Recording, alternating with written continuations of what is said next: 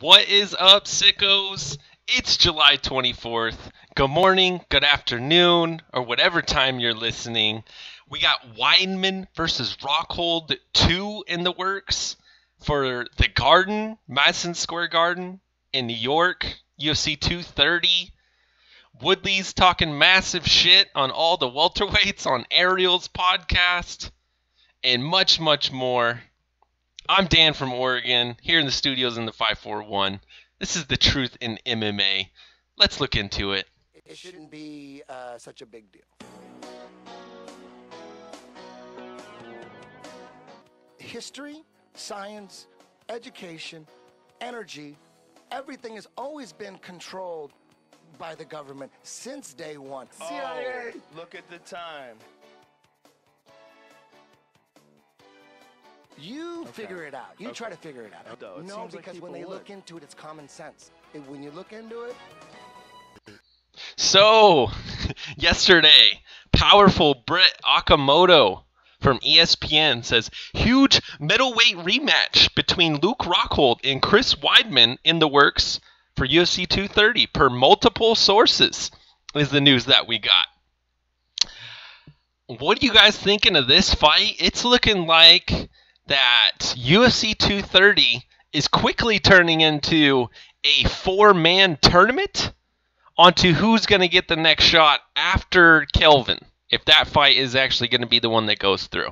There is Jacare versus Branch on this card, Weidman versus Rockhold. You got other figures floating out there trying to get a fight.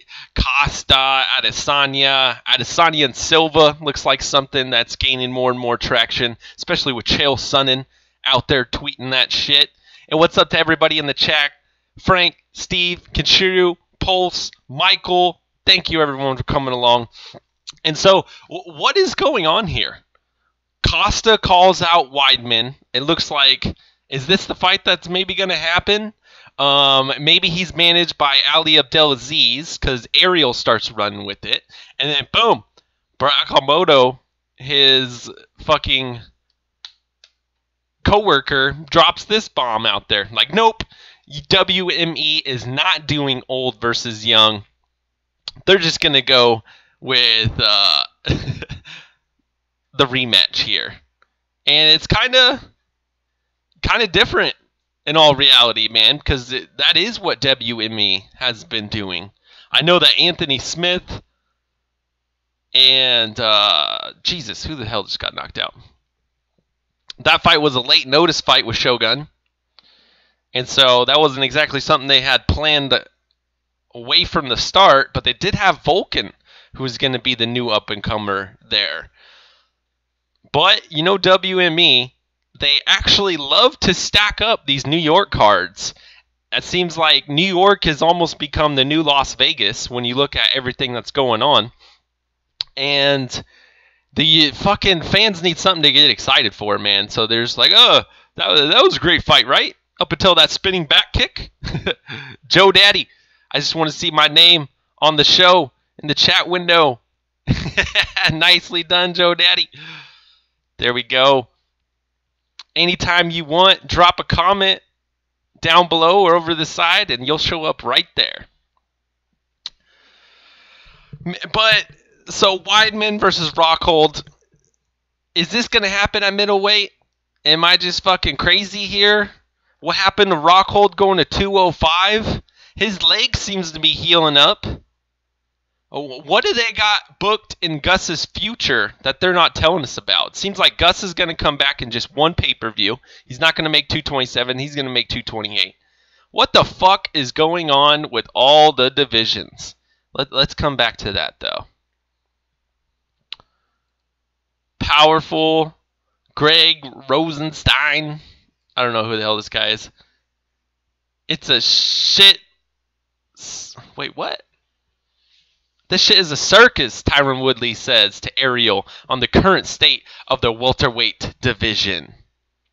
Whose fault is that, Tyron? Tyron, when was the last time that you fought?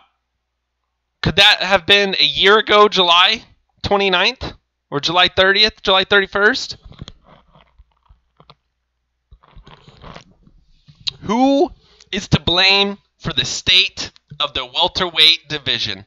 Let's go over some of the things that he had said. He says that basically Colby's a bitch. He thinks that he's holding out for the biggest card that he can get because, he thinks there's some chance that Colby's getting pay-per-view points. And he really thinks that, this is what Tyron will tell you, this is going to be his one and only shot at a title, so he needs to make this happen on the biggest card possible. That was the conspiracy theory that I actually ran with since the beginning. Colby has been saying that he wants to fight at MSG in New York. Doesn't make sense for a lot of the West Coast fans or his Florida fans, but whatever. He wants to get the biggest payday. I don't blame the guy. He's got a minor injury that's going to keep him out for a while. Sure does sound a lot like Gus, doesn't it? And this is just the way that you turn down a card, turn down a fight these days. You got to show up. You got to come up injured somehow. And so Colby's holding out. He doesn't want 227. Maybe he would have jumped on 228. But most likely 230 is what he wants to get onto. Or no, sorry, 28, 29, 30. And Woodley says that it basically calls him a bitch for doing that. Woodley will then go on to tell you that what was RDA's problem? If RDA had just waited a month, he wouldn't have had to take an interim title fight, and the UFC would have booked him versus Woodley in a regular title, but you just had to wait a month. You just had to wait till magically the beginning of July for International Fight Week. So, on one hand, Colby is turning this shit into a fucking circus by trying to get Tyron to wait a month or two to get on a bigger pay-per-view. And on the other hand, you got Woodley telling RDA he's stupid for not waiting a month or two to take the fight on the bigger card.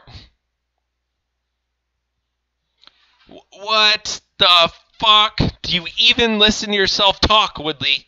Do you even listen to yourself fucking talk? Jesus. Till just wants to fight, says Frank Pavon. So, Colby can't make 228. UFC's scrambling to fill up these cards. And Till throws his name into the ring. Woodley came out and said, what the fuck? We got an interim champ over here I'm supposed to fight. It's going to be the biggest fight I can get my hands on. Why the fuck would I take on Till? And he actually came out and said, why would you only give me 6 weeks to prepare for a totally different guy? You just prepared for fucking Thompson more than once, didn't you? Within a year, Woodley, within a year ago is what you want everyone to know. You know, I haven't even been out a full year. So you just prepared not even a full year ago. Do you fucking forget everything you learned? Up to UFC, they can't force Till on Woodley. They can force Till on Woodley, is what Kenshiro says. I don't think so. I think Woodley holds out. He understands the payday he's got in front of him. He's a businessman. I think, in all reality, light heavyweight interim title, but it should be light heavyweight four-man tournament. And who do you guys want to see in the light heavyweight four-man tournament? Gus, Yoel Romero. From there it gets hazy, because Volkan's hurt. Alir Latifi is ranked way high up there. Anthony Smith is coming off of a massive win. And you got OSP, Jimmy Manuwa, Juan Blachowicz, and it just so turns out Juan's about to face Nikita Krylov, maybe. But I think four-man is the way to go. Let's do a tournament that could be completed by next March, or preferably 2 months before that, so maybe we could build up a fight with DC. Because if you come out with the big enough performances and a big enough of a winner, then maybe DC will come back down, give that man some shine before he finally checks out. It depends on the Jones situation, though, and the Lesnar situation and all that nonsense. But fucking Woodley out here fucking crying. Look at that nice cry face he paused on there. Two crybabies having a chat. That's what we should have called that.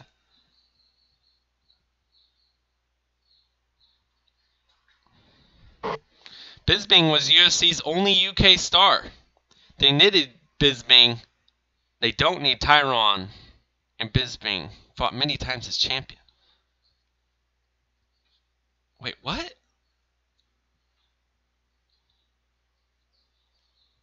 They need Bisping. They don't need Tyron.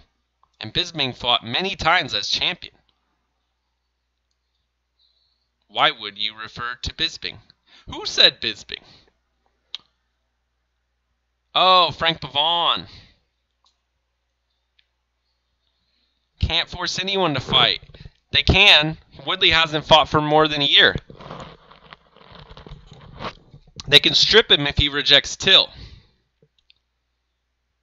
Why was he crying? Says Michael Anzalone. Go watch the interview, man. He's just talking about fucking the state of the welterweight division, which he's fucking champion of. God damn it. Let's talk about that, though.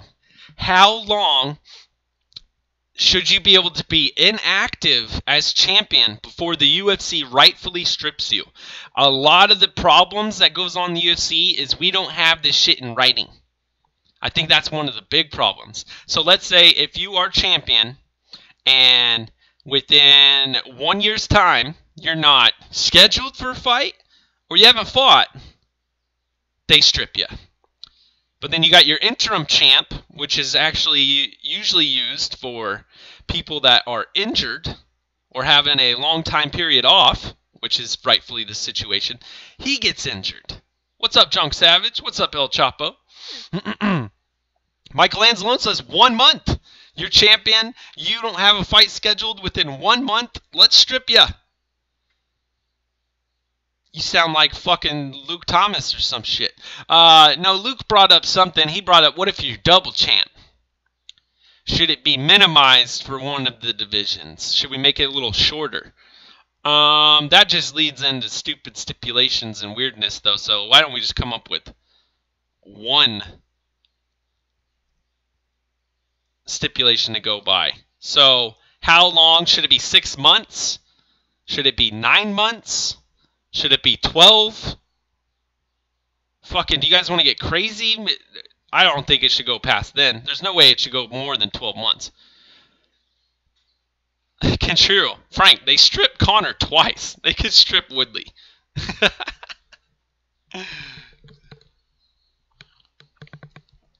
How long did they wait to strip Cruz? Jesus, it was like over a year and a half. Almost 2 years. But they didn't finally strip him until he was scheduled for a fight and couldn't actually make it. They made the interim champ. And then when he was scheduled again and couldn't make that one, they finally stripped him. I think that's how it went. Because it was supposed to be like him versus Faber, and then Barao stepped in, and then when him and Barao got booked and he had to pull out, and then Faber stepped in, whatever, then they finally fucking stripped him and moved Barao to the legitimate bantamweight champion. It was 4 years before they stripped Cruz. Says Henry Ford. Yeah, man, it was like at least a year and a half or two. It was crazy. Cruz is a special case situation, though. I wouldn't use that one as a case study. But, I mean, fucking look at all of them, I guess. So jumping over to other news, the Association of Boxing Commissions, ABC, will vote on a proposal this week that would mandate second-day weigh-ins for all title fights in boxing and cap the amount of weight fighters can add. The latest effort in a fight against weight cutting. You should never cap weight.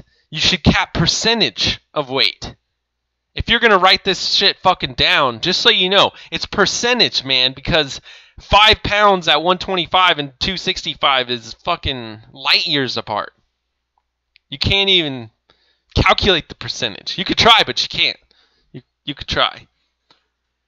And so this does say in boxing fights here. This is the ABC, though. They got quite a bit of say. over the MMA and the commissions? Could this be a step in the right direction for weight cutting? I was listening to a little bit of At the Fights or whatever boxing show they got on Sirius, and fucking Teddy Atlas or the other guy, whoever it was talking about he thinks that these people should weigh in like 3 months in advance. Motherfuckers are crazy over in boxing.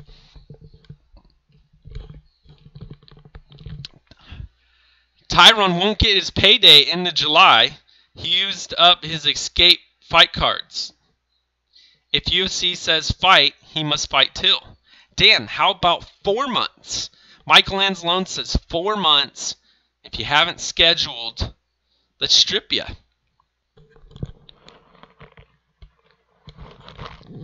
Bones takes longer than 4 months to heal, Mikey. And Mikey, most champions only fight about 2 times a year. And so you're saying at the 4-month mark, you need to have signed a contract to fight in 12 weeks or some shit like that.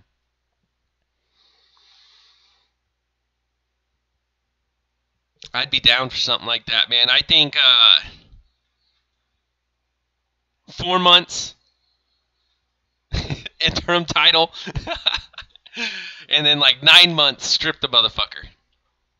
And so at that mark, 4 and 9 or whatever, you have to signed a contract. Signed. Any other news, Henry Ford? Oh yes, oh yes. Fight Nights Global is back October 19th in Moscow. Main event, Vladimir Menev versus Magomed Ismailov. Co-main event. I can't pronounce those guys. And more. And more is something that you should really pay attention to, and that is Omar Nurmagomedov. I can't say enough good things about Omar Nurmagomedov. He's a bantamweight, I believe, fighting over at Fight Nights Global, and this guy has fucking striking. A Nurmagomedov with excellent striking. I'm almost positive he was throwing fucking crazy spinning back kicks and fucking heel kicks and shit like that. Omar, go look up his highlights if you can find any. So Fight Nights Global is not dead. This was the promotion that did have the backing of Fedor Emelianenko and I believe Vladimir Putin there at the end of the run. M1 Global had it at one time and is now partnered with the UFC.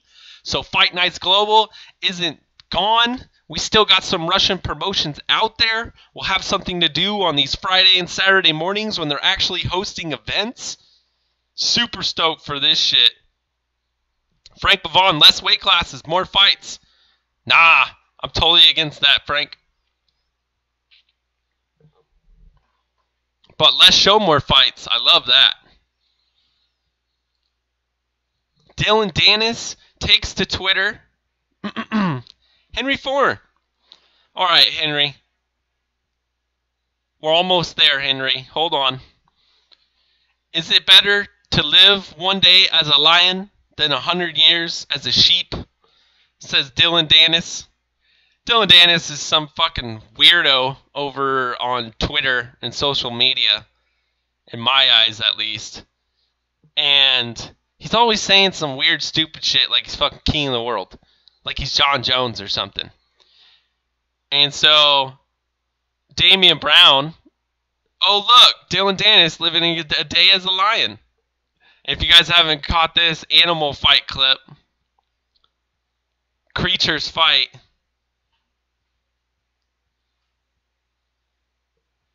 This guy's buddy, this buffalo's buddy was getting attacked by a fucking lion, ripping all over his hide.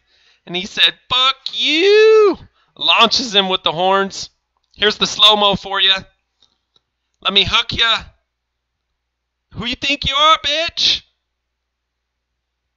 Sends that lion like 10 foot in the air, just doing flips. This buffalo's spooked here, though, man. I wonder how many lions are out there. But that wasn't it. Got another flip in for him. I love other people coming after Dillon Danis. That shit's fucking awesome. And let's jump right to who is this? This is all Russian. Alexei Safonov says Vitaly Krylov versus Juan Blachowicz. Hashtag UFC Moscow, ? My sources say that is possible. So the once UFC veteran who jumped ship because they weren't offering him shit in terms of paydays for Fight Nights Global goes over and gets a string of wins in a row. Fight Nights is in some troubles, and here comes Nikita to the rescue for UFC Moscow, to the rescue the light heavyweight division.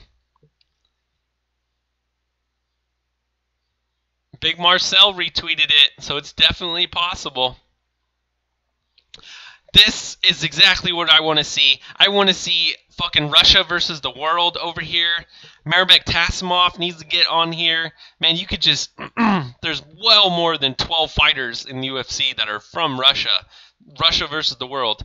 There's already a couple of slots that are taken up with people that aren't Russian. Kind of pissed about that. Juan Blachowicz is on an excellent fight streak right now. Nikita Krylov is as well. Plus, you're bringing in the Russian cohort to take on the Polish man. This is an excellent fucking fight. UFC Moscow, live on Fight Pass, is shaping up to be pretty damn good. Kyle Johnson says, Horiguchi Fight Week, set your sleep schedules accordingly. And yes, ladies and gentlemen, if you're going to catch Rizin 11, July 29th, I believe that's the day after the UFC, you're going to need to take a fucking nap Saturday. You got to take a massive, here on the West Coast, take a massive nap on Saturday. Jump in, I don't know, at the prelims or whatever for the Fight Pass or FS1, jump through, or no, the Calgary card's going to end early, so maybe you nap right after that, and then you jump in and start watching Rizin. But Horiguchi's fighting, Ringa's fighting. This is an excellent fucking Rizin card that they got. Melvin Gillard taking on Gomi. A lot of crazy shit happening over here. Gracie's the younger. Are they talking about Crone Gracie? I would love to see Crone Gracie versus Dillon Danis. Shut Dillon the fuck up. Put a Diaz in the corner of a McGregor corner. That's the best thing fucking Bellator or Rizin could do. One of these motherfucking promotions needs to jump all over that. Serious, like that is almost a guarantee, especially if you somehow main event that bitch, to get Diaz Bros in the corner and McGregor in the corner against each other. Fucking hashtag Strikeforce Nashville all over again. But man, even before that, what else is going on this weekend? Oh man, this weekend's going to be crazy. I'll update you more later this week. Andy Loves MMA. Currently booked UFC title bouts.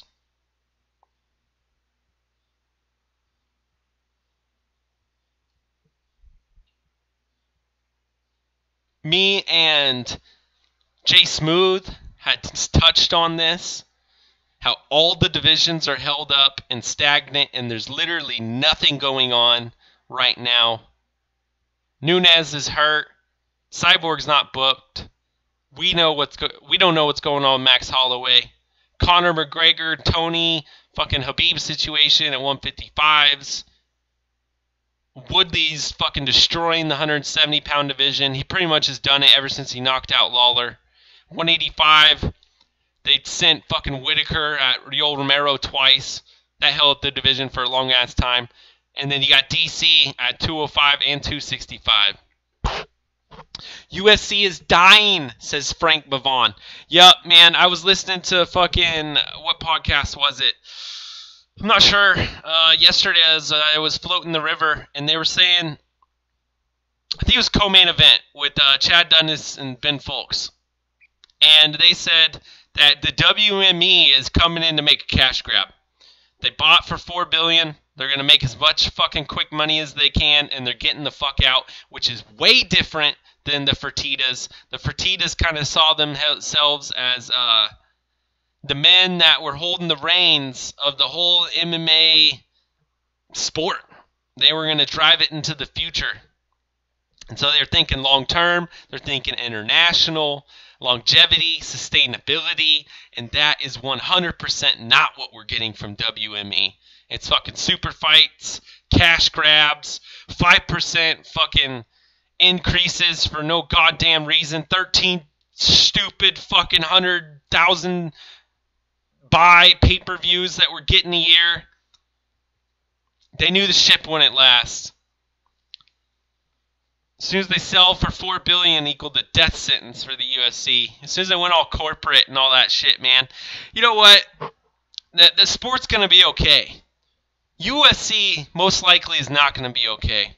Maybe the Fertittas buy it for pennies on the dollar, and they could turn it back around. But I think there is irreparable damage being done. I don't know if I'm saying that word right. There's insane damage being done to the sport right now. People aren't tuning in for 7-hour cards on a fucking Sunday afternoon, and once you start skipping one UFC, it becomes way easier to skip others. And just ask people who used to buy every pay-per-view, you know? And it's crazy what's going on, man. We need some fucking... The UFC needs so much right now. They need Lesnar, Conor, Gina Carano, Anderson Silva, John Jones, the Diaz bros, Ben Askren, and tournaments all over the place. That's what the fucking UFC needs, man. It's getting crazy out here in the UFC world. Cindy Danois can't get a fight in the UFC, can't get a fight against Cyborg. She was looking for that massive payday. I believe she is managed by the powerful Miesha Tate. And she says, so I hear undefeated Olga Rubin wants to dance with me in Israel at Bellator. That would be an awesome for European women's MMA. I would love to take the challenge. Make it happen. And then Big Bad Olga comes back and says, I'm game for sure. So check that out. We got maybe the next potential title challenger for Julia Budd over here in Bellator getting announced.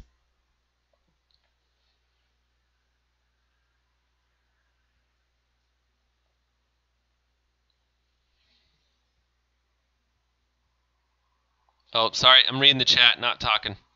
Just wait till the ESPN deal goes through. Let's see how many people pay to watch the fight nights. It's only $5 a fucking month. It's like 16 cents a day.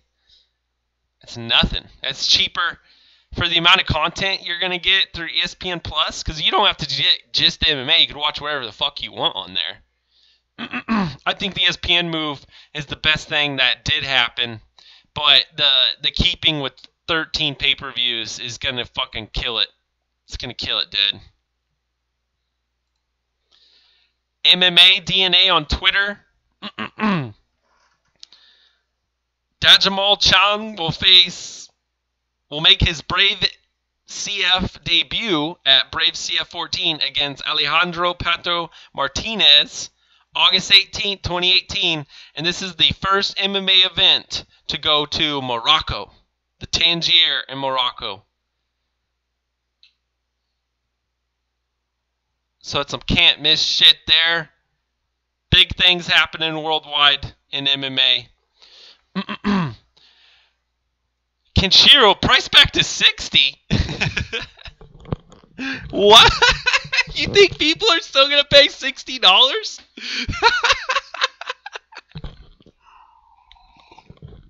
Try like 30, bro. If you want to keep 12 a year, maybe 30.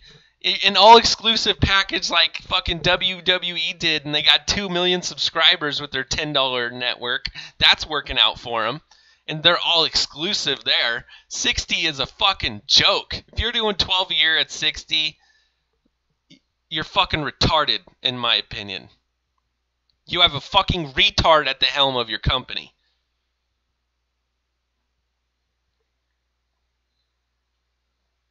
A bald, stupid, fucking retard who doesn't pay attention or do anything anymore.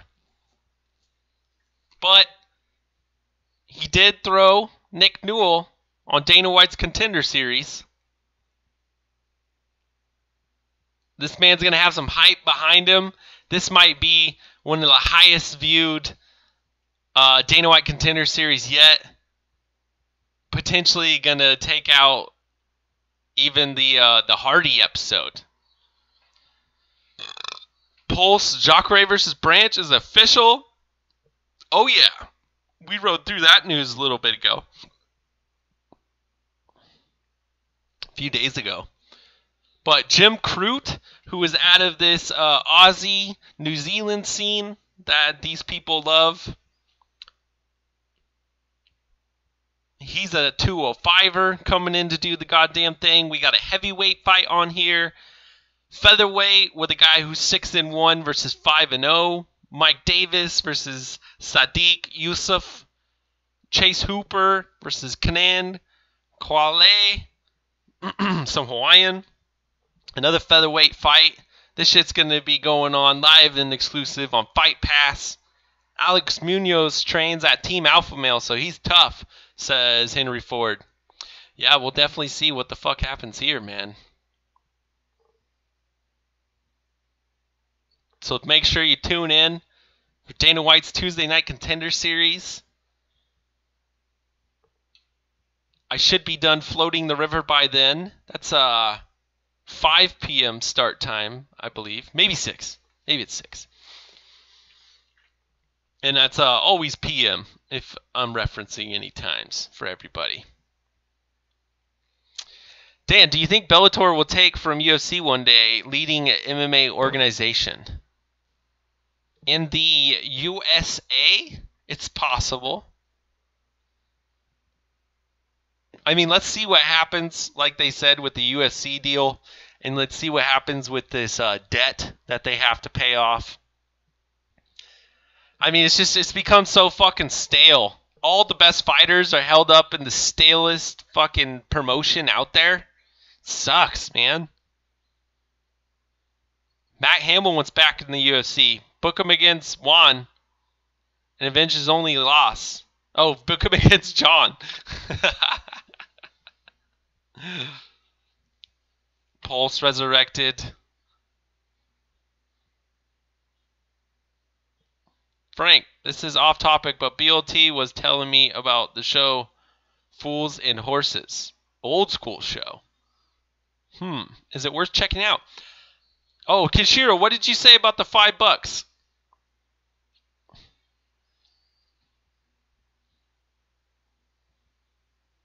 First, John has to come back from his steroid suspension. True facts there. Why don't we just jump to UFC and make sure I give you the correct start time?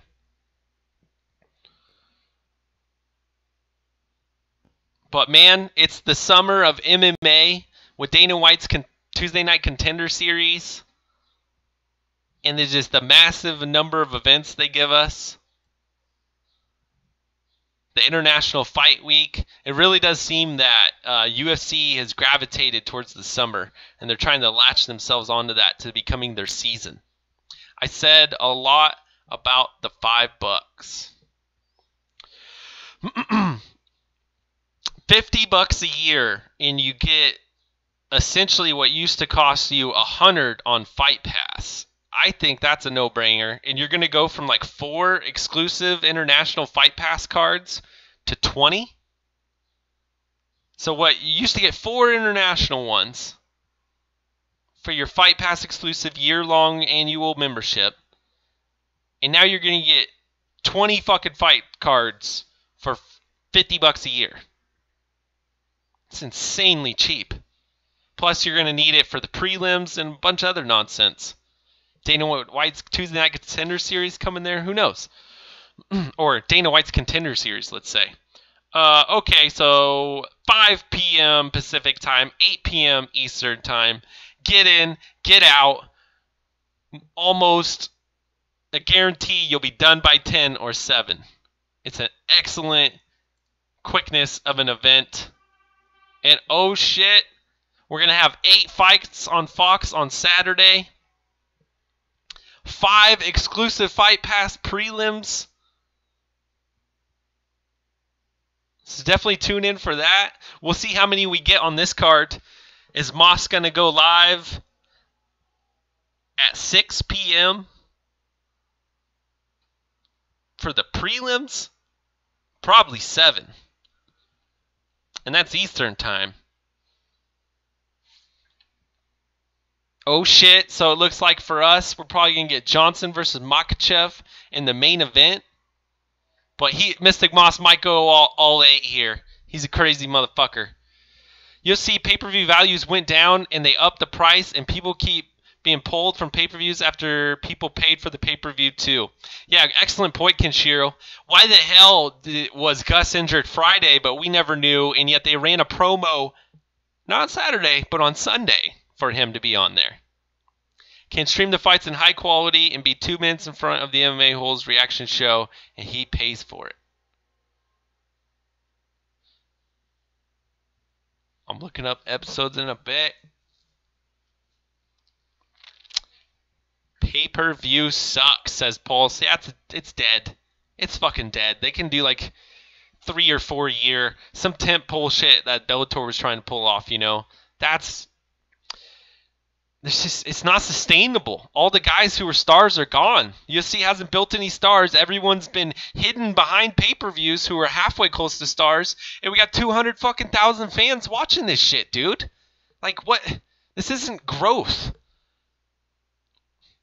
It's weird, man. You listen to MMA, you listen to the people talking and everything, everyone out there, and they're sad. They're sad to see where shit's going. And I'm with them, man. As far as the UFC goes, MMA most likely going to be fine.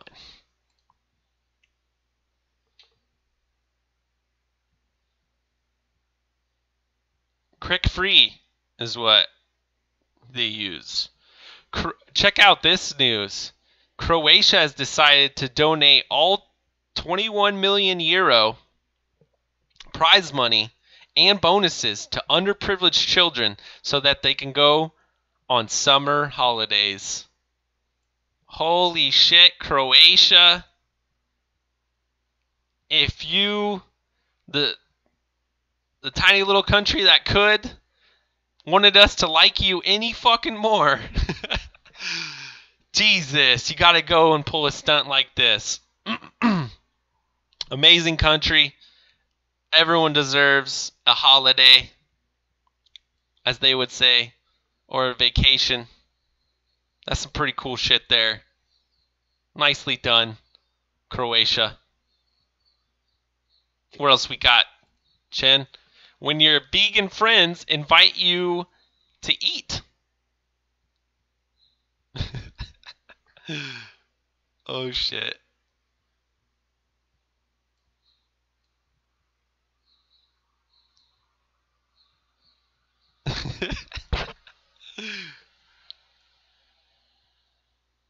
People stream from Blade servers now, Ken.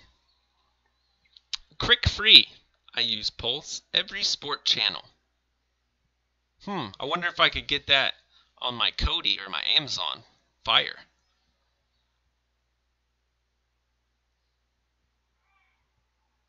One way is to force 1080p and 2K only for their pay-per-views, and free streams won't have as much bandwidth to keep a smooth free stream.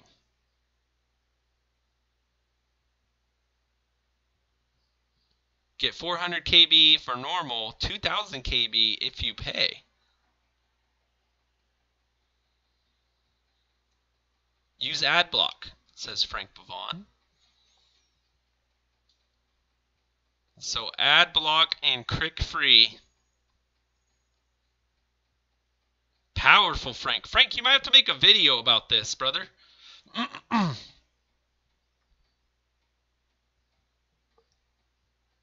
Fucking vegans. Shoot those rabbits. I will never stop eating eggs. There's basically no chance I'll ever go vegan. Cheese is really good. Cheating death. Super lucky over here. These crazy motherfuckers. There's a guy, like, way off in the truck climbing his ass out. Look at it. You see him? There's still someone in the truck.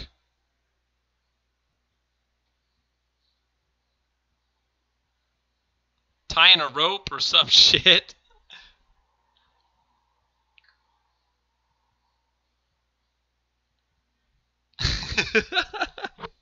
Looked like the excavator fell off, but then the fucking mouth, the front claw was still holding it down with the trailer. Some nuts ass shit, man. Cheating death on Twitter. They're a pretty good follow, I gotta say.